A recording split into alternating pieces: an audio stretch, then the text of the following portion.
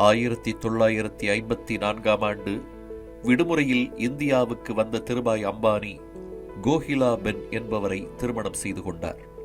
மனைவியுடன் மீண்டும் ஏடனுக்கு சென்ற திருபாயின் வாழ்க்கை நன்றாகவே போய்கொண்டிருந்தது. இளம் வயதிலேயே மார்க்கெட்டிங் மேனேஜர் பதவி, நல்ல சம்பளம் என கம்பெனி அவரை சௌகரியமாகவே வைத்திருந்தது.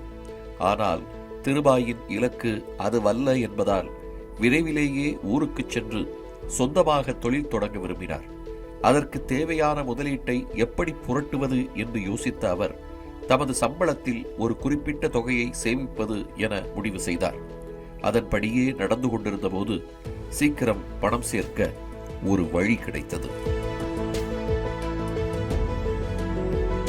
ஏடன் நாணயமான ரியால் வெள்ளியில் தயாரிக்கப்பட்டது. அதைத்தான் அந்த நாட்டிலிருந்து அனைவரும் பயன்படுத்தி வந்தார்கள். ஆனால் அதில் இருக்கும் வெள்ளியின் அளவை பரிசோதித்து பார்க்க வேண்டும் என்று யாருக்குமே தோன்றவில்லை, திருபாய் அம்பானியை தவிர. ஒரு முறை யதார்த்தமாக ரியால் நாணயத்தை எடை போட்டு பார்த்தபோது அதன் மதிப்பை விட அதில் இருக்கும் வெள்ளியின் மதிப்பு அதிகமானது என்பதை திருபாய் கண்டறிந்தார். உடனே ரியால் நாணயங்களை சேகரிக்க தொடங்கிய அவர் அவற்றை உருக்கி இங்கிலாந்து தரகர்களிடம் விற்றார். ஒரு கட்டத்தில் ரூபாய் நோட்டுகளை கொடுத்து ரியால் நாணயங்களை வாங்கி விற்கத் தொடங்கினார். கிட்டத்தட்ட 3 மாதங்கள் இவ்வாறு செய்ததில் நல்ல லாபம் கிடைத்தது. இருப்பினும் இந்த விவகாரம் அரசாங்கத்தின் காதுகளுக்கு சென்று விட்டதால் அதை தொடர முடியவில்லை. 1957 ஆண்டு மகன் முகேஷ் பிறந்ததும் இந்தியா செல்ல வேண்டும் என்ற ஆவல் அதிகரித்தது. விரைவிலேயே மனைவி, மகன் மற்றும் சகோதரருடன் சொந்த ஊருக்கு வந்து சேர்ந்தார் திருபாய் அம்பானி. நல்ல வேலை மற்றும் சம்பளத்தை விடுத்து சுய தொழிலை நோக்கி வந்ததுதான் திருபாயின் வெற்றி சரித்திரத்தில் முதல் அத்தியாயம். தொழில் தொடங்குவதற்காக குடும்பத்துடன் பம்பாய்க்கு குடிபெயர்ந்தார். ஆனால் எந்த வணிகத்தில் இறங்குவது என்பதில் அவருக்கு சிறிய குழப்பம் இருந்தது. சின்ன சின்ன கடைகள், பெரும் நிறுவனங்கள், ஏற்றுமதி கம்பெனிகள், பங்கு சந்தை என பல இடங்களுக்கு சென்று அங்கிருப்பவர்களையும் அவர்களின் தேவைகளையும் கவனித்தார். எங்கே எதற்கு டிமாண்ட், எதில் அதிக லாபம் கிடைக்கும் என நீண்ட அலசலில் ஈடுபட்டார். இப்படி எல்லாவற்றையும் அலசி ஆராய்ந்த பிறகு ஏற்றுமதி வர்த்தகத்தில் ஈடுபடுவது என்ற முடிவுக்கு வந்தார். அப்போது இந்தியாவில் கிடைக்கும் ஏலக்காய், கிராம்பு, மஞ்சள், இஞ்சி போன்ற பொருட்களுக்கு மேற்காசிய நாடுகளில் நல்ல வரவேற்பு இருந்தது. குறைந்த முதலீட்டில் ஓரளவு லாபம் பார்க்கலாம் என்பதால் 1958 ஆண்டு ஏற்றுமதி நிறுவனத்தை தொடங்கிய திருபாய் அம்பானி மஞ்சள் கிழங்கையும் முந்திரி பருப்பையும் வாங்கி சுத்தப்படுத்தி அழகாக பேக் செய்து வெளிநாடுகளுக்கு அனுப்பினார். அந்த காலத்தில் இந்தியாவில் பெரும்பாலான தொழில்களை சில நிறுவனங்களும் சில குடும்பங்களுமே கட்டுக்குள் வைத்திருந்தன. புதிதாக ஒருவர் உள்ளே வந்தால் அவரை நசுக்கி விடுவார்கள். அதையும் மீறி வெற்றி பெறுவது சாதாரண விஷயமல்ல. அதனால் நட்சத்திர ஜன்னலில் வானமெட்டி பார்த்தது சிறகை விரித்து பறப்போம் என ஒரே பாடலில் திருபாய் அம்பானி கோடீஸ்வரர் ஆகவில்லை என்பதை முதலில் புரிந்து கொள்ள வேண்டும். ஒரு சிறிய அறையில்தான் அவரது நிறுவனம் தொடங்கப்பட்டது. திருபாயும் சகோதரரும் மட்டுமே ஊழியர்கள். அவ்வப்போது சந்தை நிலவரத்தை கண்காணித்து எந்த நாட்டுக்கு எதை அனுப்பினால் அதிக லாபம் வரும் என்பதை கணக்கிடுவார் திருபாய் அம்பானி. ஏற்றுமதி தொழில் புதிது என்பதால் எதை செய்ய வேண்டும், எதை செய்யக்கூடாது என்ற தெளிவு ஆரம்பத்தில் அவரிடம் இல்லை. ஆகவே தமது மனதுக்கு எது சரி என்று படுகிறதோ அதை செய்வார். அப்படித்தான் ஒரு முறை மண்ணை ஏற்றுமதி செய்து காசாக்கினார். அரபு நாடுகளில் வசிக்கும் பெரும் பணக்காரர்கள் தங்கள் வீடுகளிலும் அலுவலகங்களிலும் ரோஜா செடி வளர்க்க விரும்புவதாகவும், ஆனால் பாலைவன மணலில் அதை செய்ய முடியவில்லை என்பதும் திருவாய்க்கு தெரிய வந்தது. உடனடியாக ரோஜா செடிகள் செழித்து வளரும் மண்ணை ஏற்றுமதி செய்து கொள்ளை லாபம் பார்த்தார். அப்போது மத்திய அரசு வெளியிட்ட ஒரு அறிவிப்பு திருபாய் அம்பானியின் வாழ்க்கையில் திருப்பு முனையை ஏற்படுத்தியது. ஆப்பிரிக்க நாடுகளில் பருத்தி ஆடைகளுக்கான தேவை அதிகமாக இருந்ததால் அந்த தேசங்களுக்கு துணிகளை ஏற்றுமதி செய்வோருக்கு சலுகைகள் வழங்கப்படும் என அரசு அறிவித்தது. அதை கெட்டியாக பிடித்துக் கொண்ட திருபாய் ஆடை ஏற்றுமதியில் இறங்கினார். பருத்தி துணிகளை எங்கே வாங்குவது என தெரியாமல் அலைந்து கொண்டிருந்த போது ஏடனில் அவர் முதலாக வேலை செய்த கம்பெனி நினைவுக்கு வந்தது. அந்த நிறுவனம் ஆடை விற்பனை தொழில் செய்து வந்ததால் அவர்களின் கிளை ஏதாவது இங்கு இருக்கிறதா என்று தேடி பார்த்தார். அதற்கு நல்ல பலன் கிடைத்தது. தங்கள் முன்னாள் ஊழியர் என்பதை அறிந்து திருபாய் அம்பானிக்கு நிறைய உதவிகளை செய்தது அந்த கம்பெனி. அதன் மூலம் நெசவாலை உரிமையாளர்களின் நேரடி அறிமுகம் கிடைத்தது. அவர்களுடன் முறையாக ஒப்பந்தம் போட்டு பருத்தி ஆடைகளை வெளிநாடுகளுக்கு ஏற்றுமதி செய்ய தொடங்கினார். தொழிலை விரிவுபடுத்துவதற்காக தமது உறவினர் சாம்பக்லால் டமானி என்பவரை கூட்டு சேர்த்துக் கொண்டு ரிலையன்ஸ் கமர்ஷியல் கார்ப்பரேஷன் என்ற பெயரில் புதிய நிறுவனத்தை ஆரம்பித்தார் திருபாய் அம்பானி.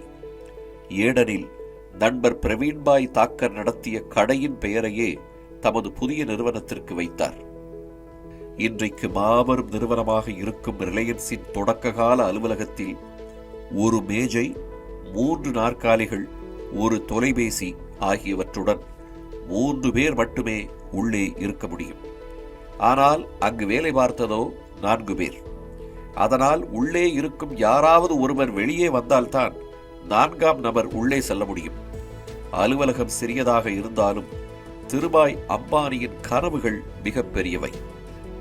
அடுத்ததாக சிந்தட்டிக் எனப்படும் செயற்கை இழை ஆடை தொழிலை கையில் எடுத்தார். சிந்தட்டிக் இழைகளை மொத்தமாக வாங்கி ஆலைகளுக்கு விற்பனை செய்தது ரிலையன்ஸ். இதிலும் திருபாய் அம்பானியின் தனித்துவம் இருந்தது. பிற வியாபாரிகள் 100 டன் சிந்தட்டிக் இழைகளை கொள்முதல் செய்தபோது ஒரே நேரத்தில் 10,000 டன்னை வாங்கினார் திருபாய் அம்பானி. அதன் மூலம் மிக மிக குறைந்த விலையில் சிந்தட்டிக் இழைகள் கிடைத்தன. அவற்றை விற்பதற்காக பம்பாய் மற்றும் அதை சுற்றியுள்ள இடங்களுக்கு பேருந்தில் சென்று ஆலை முதலாளிகளை சந்தித்து பேசினார். திருபாயின் சிரித்த முகமும் பேச்சு திறமையும் நெருங்கி பழகும் தன்மையும் ஆலை உரிமையாளர்களை மிகவும் கவர்ந்தன. தம்மிடம் இருக்கும் சிந்தட்டிக் இழைகள்தான் மார்க்கெட்டிலேயே தரமான மற்றும் விலை குறைவானவை என்று கூறி 10,000 டன்னையும் விற்று தீர்த்தார்.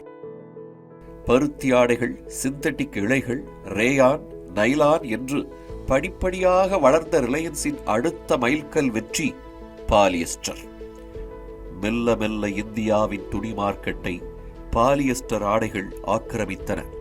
அம்பானிக்கு முன்பே அந்த தொழிலில் பல பேர் இருந்தாலும் சிறிது காலத்திலேயே முன்னேறி உலகின் மிகப்பெரிய பாலியஸ்டர் நிறுவனங்களில் ஒன்றாக ரிலையன்ஸ் மாறியது. அதன் மூலம் மேலும் பல தளங்களுக்கு அந்த கம்பெனி சென்றது. 1960களில் சொந்தமாக நெசவாலை அமைக்க திருபாய் அம்பானி முடிவு செய்தபோது பங்குதாரரான சாம்பக்லால் டமானி அதற்கு எதிர்ப்பு தெரிவித்தார். அதனால் இருவரும் பிரிய நேர்ந்தது. பின்னர் அகமதாபாத்திற்கு அருகே சற்றேறக்குறைய 3 லட்சம் ரூபாய் செலவில் நூற்பாலையை ஆரம்பித்த அம்பானி ரிலையன்ஸ் டெக்ஸ்டைல்ஸ் என்ற பெயரில் துணிகளை ஏற்றுமதி செய்தார். கொஞ்சம் கொஞ்சமாக அந்த ஆலை வளர வியாபாரி என்ற இடத்திலிருந்து தொழில் அதிபராக மாறினார் திருபாய் அம்பானி. 1970களில் ஆடை விற்பனையை இந்தியா முழுவதும் விரிவுபடுத்திய அவர் நிறுவனத்தை மேலும் பெரிதாக்க நினைத்தார். அதற்கு தேவையான நிதியை பெற வங்கி உள்ளிட்ட நிதி நிறுவனங்களை நாடாத அவர் புதிய உத்தியை கையாண்டார். தமது நிறுவனத்தின் பங்குகளை நடுத்தர வர்க்கத்திடம் கொண்டு சேர்ப்பதன் மூலம் கோடி கோடியாக முதலீட்டை பெறலாம் என்று நினைத்த திருபாய் அந்த திட்டத்திற்கு ரிலையன்ஸ் கசானா என்று பெயர் வைத்தார். அப்படி என்றால் கருவூலம் என்று பொருள். தமது நிறுவனத்தில் முதலீடு செய்யும் பணம் வீணாக போகாது என்பதை பெயரிலேயே உணர்த்தினார். 1977ஆம் ஆண்டின் இறுதியில் தலா 10 ரூபாய் மதிப்புள்ள 28 லட்சம் பங்குகளை வெளியிட்டார் திருபாய் அம்பானி. அவை சந்தைக்கு வந்தபோது முதல் நாளிலேயே ஏற்றம் கண்டன. லட்சக்கணக்கான பங்குதாரர்களை பெரிய மைதானங்களுக்கு வரவழைத்து வருடாந்தர கூட்டம் நடத்தும் அளவுக்கு வளர்ந்தது ரிலையன்ஸ் குடும்பம். பங்குதாரர்களுக்கு மத்தியில் பெருமையுடன் உரையாற்றும் திருபாய் அம்பானி ரிலையன்ஸை பற்றி குறிப்பிடும் போதெல்லாம் உங்க கம்பெனி என்பார். இந்தியாவில் பங்குச்சந்தை இந்த அளவுக்கு வளர்ந்ததற்கு திருபாய் அம்பானி ஒரு முக்கிய காரணம் என்று சொன்னால் அது மிகை அல்ல. ரிலையன்ஸ் தயாரிப்புகளை விற்பதற்காக நாடு முழுவதும் கடைகளை திறந்த அவர் பாலியஸ்டர் துணிகளுக்கு தேவையான மூலப்பொருட்களையும் உற்பத்தி செய்ய தொடங்கினார். அதற்காக மகாராஷ்டிரா மாநிலத்தில் புதிய ஆலையை ஆரம்பிக்கும் பணிகளில் இருந்தபோது ரிலையன்ஸ் நிறுவனத்திற்குள் வந்தார் திருபாய் அம்பானியின் மகன் முகேஷ். வேதியியல் மற்றும் மேலாண்மை படிப்பில் பட்டம் பெற்ற அவரது அறிவை ஆலைக்கு பயன்படுத்திக் கொண்டார் திருபாய். அதேபோல் 1983ஆம் ஆண்டு அனில் அம்பானியும் ரிலையன்ஸுக்குள் வந்தார். 1986ஆம் ஆண்டு பக்கவாதத்தால் பாதிக்கப்பட்ட போது கம்பெனி பொறுப்புகளை மகன்களிடம் ஒப்படைத்தார் திருபாய் அம்பானி. 1989இல் அவர் மீண்டும் வந்த பிறகு பெட்ரோலிய துறையிலும் திடமாக தடம் பதித்தது ரிலையன்ஸ். ஆட்சியாளர்களையும் அதிகாரிகளையும் கையில் போட்டுக்கொண்டு காரியங்களை சாதித்துக் கொள்கிறார், சட்டத்தை மீறுகிறார், முறைகேடு செய்கிறார் என திருபாய் அம்பானி மீது புகார்களும் விமர்சனங்களும் இல்லாமல் இல்லை. ஆனால் அவற்றையெல்லாம் மீறி இந்திய தொழில்துறையின் வளர்ச்சியில் அவருக்கு முக்கிய பங்குண்டு. தமது வெற்றியின் ரகசியம் என்ன என்பதை திருபாய் அம்பானியே கூறியிருக்கிறார். மிகப்பெரிய வட்டப்பாதைகள் சிலவற்றை கொண்டது இந்த உலகம். அந்த வட்டப்பாதைகள் ஒன்றன் கீழ் ஒன்றாக வரிசையில் அமைந்திருக்கின்றன. அடி ஆழத்தில் இருக்கும் வட்டப்பாதையில் எளிய மக்கள் இருக்கிறார்கள். உச்சியில் இருக்கும் பெரிய வட்டப்பாதையில் முன்னணி தொழிலதிபர்களும் அரசியல்வாதிகளும் வெற்றியாளர்களும் இருக்கிறார்கள். இடையில் இருக்கும் ஏதோ ஒரு வட்டப்பாதையில்தான் நீங்களும் நானும் இருக்கிறோம். வெற்றி அடைய வேண்டுமென்றால் நாம் இருக்கும் வட்டப்பாதையை உடைத்துக் கொண்டு வெளியே வர வேண்டும். மேலே இருக்கும் வட்டப்பாதையில் தாவி ஏறிக்கொள்ள வேண்டும். இதை நமக்காக யாரும் செய்ய மாட்டார்கள். மேலே இருப்பவர்கள் நம்மை தூக்கி விடுவார்கள் என்று எதிர்பார்க்கக்கூடாது. நாமே முயன்று மேலே ஏறிக்கொள்ள வேண்டும். அந்த புதிய வட்டப்பாதையில் ஒரு சுற்று சுற்றியதும் அதை உடைத்துக் கொண்டு இன்னும் மேலே போக வேண்டும். இப்படியே உயரத்தை அடையும் வரை தளராமல் முன்னேறிக்கொண்டே இருக்க வேண்டும் என்றார் திருபாய் அம்பானி. அம்பானி கூறிய வெற்றியின் ரகசியத்தை பின்பற்றினால் நாமும் அவரை போல் ஆகலாம். குஜராத் மாநிலத்தில் ஒரு குக்கிராமத்தில் ஏழை வாத்தியாருக்கு மகனாக பிறந்து வசதியில்லாத காரணத்தால் படிப்பை பாதியில் விட்டுவிட்டு குழந்தை தொழிலாளியாகி கடும் சிரமத்திற்கிடையே கனவுகளையும் திறமையையும் முதலீடாக்கி இந்தியாவின் சிறந்த தொழிலதிபர்களில் ஒருவராக உயர்ந்தவர் திருபாய் அம்பானி. குஜராத் மாநிலத்தில் உள்ள ஷார்வாட் என்ற ஊரில் 1932ஆம் ஆண்டு டிசம்பர் 28ஆம் தேதி ஹிராச்சந்த் கோர்தன்பாய் அம்பானி ஜம்னாபென் அம்பானி தம்பதிக்கு மகனாக பிறந்தார் திருபாய் அம்பானி. நல்ல ஆசிரியர் என ஊருக்குள் பெயர் எடுத்தாலும் ஹிராச்சந்தின் வருமானம் குடும்பத்திற்கு போதுமானதாக இல்லை. ஆனால் எவ்வளவு சிரமம் வந்தாலும் பிள்ளைகளை படிக்க வைத்தார். திருபாய் அம்பானி பெரிய படிப்பாளி எல்லாம் கிடையாது. அதிலும் கணக்கு பாடம் என்றால் அவருக்கு வேப்பங்காய்தான். எப்படியோ தட்டு தடுமாறி ஒவ்வொரு வகுப்பையும் தாண்டி கொண்டிருந்தார். படிப்பில் சுமாராக இருந்தாலும் சிறு வயதிலேயே தொழில் செய்வதில் கெட்டியாக இருந்தார் திருபாய். அவரது கிராமத்திற்கு பக்கத்தில் இருந்த மலையில் பழமையான கோவில்கள் இருந்தன. வார கடைசியில் அங்கு பக்தர்கள் கூட்டம் அதிகமாக இருக்கும். அவர்களை குறிவைத்து பஜ்ஜியும் தின்பண்டங்களும் விற்றார் திருபாய் அம்பானி. அதில் பெரிய வருமானம் கிடைக்காவிட்டாலும் ஓரிடத்தில் மக்களுக்கு என்ன தேவை என்பதை புரிந்து கொண்டு அதை தொழிலாக்கும் புத்திசாலித்தனமும் அந்த வயதிலேயே வணிகம் செய்து பொருளீட்ட வேண்டும் என்ற ஆசையும் அவரிடம் இருந்ததை பஜ்ஜி வியாபாரம் பளிச்சென்று காட்டியது. தனக்கு ஒன்று வேண்டுமென்றாலோ அல்லது தாம் ஆசைப்பட்டது நடக்க வேண்டுமென்றாலோ அதற்காக விடாமுயற்சியுடன் போராடுவார் திருபாய் அம்பானி. பள்ளி காலத்திலேயே அந்த பழக்கம் அவரிடம் இருந்தது. சுதந்திர போராட்டம் உச்சத்தில் இருந்தபோது அதில் கலந்து கொண்ட திருபாயின் நண்பரை போலீஸ் கைது செய்தது.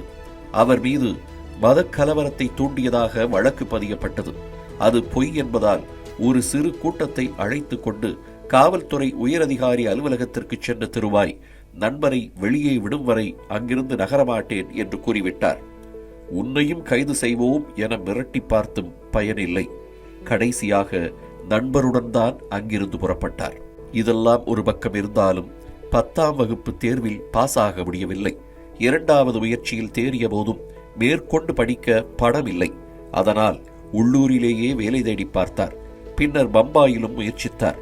இருப்பினும் நல்ல வேலை எதுவும் கிடைக்கவில்லை. அடுத்து என்ன செய்வது என்று யோசித்துக் கொண்டிருந்த போது, உங்க அண்ணன் ஏடன் நாட்டில் தானே இருக்கான், நீயும் அங்க போக வேண்டியதானே என்று ஒருவர் கேட்டார். நல்ல யோசனைதான், ஆனால் அங்க யாரு வேலை கொடுப்பா என்று சந்தேகத்துடன் திருபாய் வினவ, அதுக்கு நான் ஏற்பாடு பண்றேன். இருந்தாலும் இந்த சின்ன வயசுல உன்னால் அங்க போய் கஷ்டப்பட்டு வேலை பார்க்க முடியுமா என்று அதன் நபர் கேட்டார். அதற்கு நிச்சயமாக முடியும் என கண்களில் நம்பிக்கை மின்ன பதிலளித்தார் 17 வயதான திருபாய் அம்பானி. ஏடன் என்றதும் ஏதோ கேள்விப்படாத பெயராக இருக்கிறதே என்று சிலர் நினைக்கலாம். இந்த ஏடன் தான் தற்போது ஏமன் என்று அழைக்கப்படுகிறது. எண்ணெய் வளம் அதிகம் இருந்ததால் அப்போதே இந்த குட்டி நாட்டுக்கு மதிப்பு அதிகம். அந்த காலத்திலேயே இந்தியாவைச் சேர்ந்த ஏராளமானோர் அங்கே பணியாற்றி வந்தார்கள். அதில் கணிசமானோர் குஜராத்தைச் சேர்ந்தவர்கள். திருபாயின் சகோதரர் ராம்னிக் பாய் ஏடனில் உள்ள பெட்ரோலிய நிறுவனம் ஒன்றில் பணியாற்றினார். அதனால் இவரையும் ஏடனுக்கு அனுப்புவதில் பெற்றோருக்கு எந்த தயக்கமும் இல்லை. பக்கத்து வீட்டுக்காரரான பார்த்தா கொடுத்த கடனில் ஏடனுக்கு டிக்கெட் வாங்கினார் திருபாய். அங்கு சென்ற சிறிது காலத்திலேயே அந்த கடனை திருப்பி அடைத்தது மட்டுமன்றி பின்னாட்களில் பார்த்தாவின் மகனுக்கும் பேரனுக்கும் ரிலையன்ஸ் நிறுவனத்தில் வேலை கொடுத்தார் திருபாய் அம்பானி. 1949 ஆண்டு ஏடன் சென்றதும் அங்கிருந்த ஒரு கம்பெனியில் வேலைக்கு சேர்ந்தார். பிறகு சகோதரர் ராம்னிக் பாய் வேலை பார்த்த நிறுவனத்தில் இணைந்தார். ஷெல் நிறுவனத்தின் பெட்ரோலிய தயாரிப்புகளை ஏடனில் விற்பனை செய்து கொண்டிருந்த ராயல் டச் ஷெல் கம்பெனியில் பெட்ரோல் பங்க் உதவியாளர் வேலை. முந்தைய பணியை விட இதில் சம்பளம் அதிகம் என்றாலும் இரண்டுக்கும் பெரிய வேறுபாடு இல்லை. அதனால் இதுவும் சலிப்பை ஏற்படுத்தியது. எனினும் அதை பற்றி குறைபட்டு கொண்டே இருக்காமல் அவ்வளவு பெரிய நிறுவனம் எப்படி இயங்குகிறது என்று கவனித்தார் திருபாய் அம்பானி. சக தொழிலாளி முதல் உயர் அதிகாரி வரை அனைவரின் அன்றாட நடவடிக்கைகளை குறித்து வைத்தார். அவர்கள் ஏன் ஒரு வேலையை இப்படி செய்கிறார்கள், அதை வேறு விதமாக செய்ய முடியுமா என்றெல்லாம் தமக்குள்ளேயே கேள்வி கேட்டு பதிலையும் தேடினார். உதாரணமாக 10 ரூபாயை செலவழிக்க பலமுறை யோசிப்பார் திருபாய். ஆனால் அவரது கம்பெனியோ ஒரு தந்தி கொடுக்க ஆயிரக்கணக்கில் செலவழிக்கும். அந்த செயல் திருபாய் அம்பானிக்கு வியப்பை ஏற்படுத்தியது. இவ்வளவு செலவு செய்து ஒரு தந்தியை எதற்காக அனுப்புகிறார்கள் என்று யோசிப்பார். நாளடைவில் இந்த கேள்விகளுக்கான பதில் அவருக்கு கிடைத்துவிட்டது. அதாவது ஆயிரக்கணக்கில் செலவழித்து அனுப்பப்படும் தந்தியால் நிறுவனத்திற்கு பெரிய லாபமோ நஷ்டமோ வரலாம். இரண்டும் சேர்ந்ததே தொழில். இன்றைக்கு சில ஆயிரங்களுக்காக தந்தியை அனுப்பாமல் இருந்தால் பின்னால் வரும் பெரிய லாபம் கிடைக்காமல் போய்விடும். அதனால் இதிலெல்லாம் கஞ்சத்தனமாக இருக்கக்கூடாது என்பதை புரிந்து கொண்டார். துறைமுகங்களுக்கு வரும் வண்டிகளுக்கு பெட்ரோல் போட்ட நேரம் போக எஞ்சிய நேரத்தை கம்பெனியின் செயல்பாட்டை கற்றுக்கொள்ள பயன்படுத்தினார். நாட்கள் செல்ல செல்ல நாமும் இதேபோல் ஒரு பெரிய பெட்ரோலிய நிறுவனத்தை தொடங்க வேண்டும் என்ற ஆசை திருபாய் அம்பானிக்கு ஏற்பட்டது. சிறிய கிராமத்தில் ஏழை குடும்பத்தில் பிறந்த ஒருவருக்கு இத்தகைய எண்ணம் ஏற்படுவது சற்று அசாதாரணமாக தெரியலாம். இருப்பதை விட்டுவிட்டு பறப்பதற்கு ஆசைப்படுவது போல தோன்றலாம். அதுதான் திருபாய் அம்பானி. பெரிதாக கனவு காண்பதும் அதை நம்மால் அடைய முடியும் என்று நம்புவதும் அவருடைய இயல்பு. திருபாய் அம்பானியின் தன்னம்பிக்கைக்கு ஒரு உதாரணம் ஏடனில் அவர் ஐஸ்கிரீம் சாப்பிட்டது. இதெல்லாம் ஒரு பெருமையா பாஸ் என்று வடிவேலுவிடம் மயில்சாமி கேட்டதைப் போல நீங்களும் கேட்கலாம். ஆம், பெருமைதான், தன்னம்பிக்கைக்கான அடையாளம்தான். அவர் ஒன்றும் சாதாரணமாக கடையில் சென்று ஐஸ்கிரீம் வாங்கி சாப்பிடவில்லை. உயிரை பணயம் வைத்து ஒரு போட்டியில் வென்று அதற்கு பரிசாக ஐஸ்கிரீமை பெற்றார்.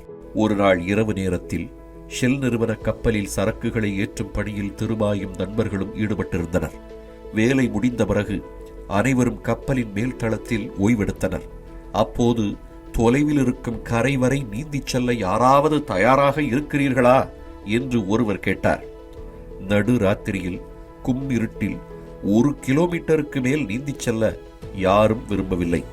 ஏடன் துறைமுகத்தை சுற்றிலும் சுறாமீன்கள் உலா வரும். இவர் சொல்கிறாரே என்று கடலில் குதித்தால் அவற்றின் வாயில் போய் விழ வேண்டியதுதான். அதனால் அங்கிருந்த யாருமே கரைக்கு போக தயாராக இல்லை. எல்லோரும் மௌனமாக இருந்ததால் என்னப்பா, சவாலை ஏத்துக்க ஒருத்தர் கூட இல்லையா என்று அந்த நபர் கேட்டதும் சட்டென்று எழுந்தார் திருபாய் அம்பானி. நான் ரெடி, பந்தயத்தில் ஜெயிச்சா என்ன பரிசு என்று அவர் வினவ, ஒரு ஐஸ்கிரீம் என்றார் சவால் விட்டவர். அதை கேட்டு சுற்றியிருந்த அனைவரும் சிரித்து விட்டார்கள். ஒரு ஐஸ்கிரீமுக்காக உயிரை பணயம் வைத்து யாராவது கடலில் குதிப்பார்களா என்று அவர்கள் எண்ணிய போது ஓகே என்று கூறினார் திருபாய் அம்பானி. அதை கேட்டு அனைவரும் ஆச்சரியத்திலும் அதிர்ச்சியிலும் உறைந்தார்கள். வெறுமனே ஹீரோயிசத்திற்காகவோ அல்லது முன் தயாரிப்பு இல்லாமலோ திருபாய் அம்பானி பந்தயத்திற்கு தயாராகவில்லை. சவால் என்ற வார்த்தை அவரை தூண்டியிருந்தாலும் அதில் இறங்குவதில் உள்ள சிக்கல்களையும் அவற்றை எப்படி சமாளிப்பது என்பதையும் கணக்கிட்டு கால்குலேட்டட் ரிஸ்க் எடுத்தார். அசாத்திய துணிச்சலும் விவேகத்துடன் கூடிய வேகமும் தான் அவர் பல விஷயங்களை சாதிக்க காரணமாக இருந்தது. கம்பெனியின் செயல்பாடுகளை பற்றி அறிந்து கொள்வதில் திருபாய் அம்பானி காட்டிய ஆர்வத்தை முதலாளி கவனித்துக் கொண்டுதான் இருந்தார். அந்த இளைஞனிடம் இருந்த ஈடுபாடு அவருக்கு மிகவும் பிடித்திருந்தது. அதனால் பெட்ரோல் போடும் பணியிலிருந்து டெலிவரி கிளார்க்காக பதவி உயர்வு வழங்கினார். புதிய வேலைகளை கற்றுக்கொள்வதில் எப்போதுமே அம்பானிக்கு ஆர்வம் உண்டு என்பதால் அதிலும் சிறப்பாக செயல்பட கப்பல் மற்றும் விமானங்களில் சரக்குகளை ஏற்றி இறக்கும் பணிக்கு பொறுப்பாளராக நியமிக்கப்பட்டார். பெட்ரோல் கம்பெனி வேலை போக ஒரு பார்ட் டைம் ஜாப்பையும் பார்த்து கொண்டிருந்தார் திருபாய் அம்பானி. காப்பீடு தொடர்பான பிரச்சனைகளில் நண்பர்களுக்கு உதவிய அவர் தேவை ஏற்பட்டால் நிறுவனங்களிடம் வாதாடி உரிய பணத்தை பெற்றுக் கொடுத்தார். அதில் ஒரு குறிப்பிட்ட தொகை கிடைத்தது. நாள்தோறும் தவறாமல் செய்தித்தாளை படித்து உலக நடப்புகளை அறிந்து கொண்ட அவர் விரைவிலேயே அரபி மொழியையும் கற்றுக்கொண்டார்.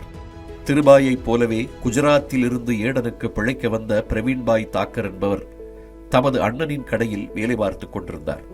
அவருக்கும் அம்பானிக்கும் இடையே ஏற்பட்ட அறிமுகம் நாளடைவில் நல்ல நட்பாக மாறியது.